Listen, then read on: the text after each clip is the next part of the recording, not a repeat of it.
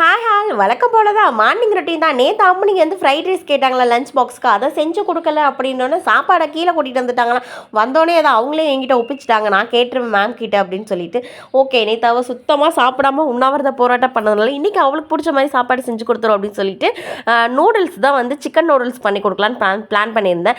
Noodles வந்து unhealthy தான், but எனக்காவது ஒரு நாள் வந்து செஞ்சு கொடுக்கலாம். கடையில் வாங்கி சாப்பிட்றதுக்கு வீட்டில் செஞ்சு கொடுக்குறது வந்து எவ்வளோதோ ஹெல்தின்னு தான் வந்து நான் நினைப்பேன்.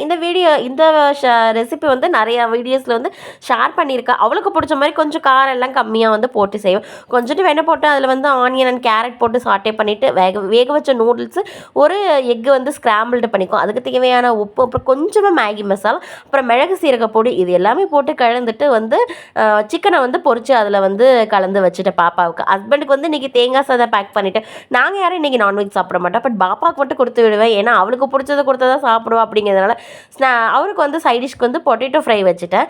ஸ்நாக்ஸ்க்கு வந்து ஸ்கின்னை ஃபுல்லாக பீல் பண்ணிவிட்டு ஆப்பிள் வச்சுருந்தேன். நேற்று இதை தான் கொடுத்தேன், இன்றைக்கி இவன் ஸ்நாக்ஸ்க்கு இதை தான் கேட்டதுனால அதையே வந்து பேக் பண்ணி கொடுத்துட்டேன்.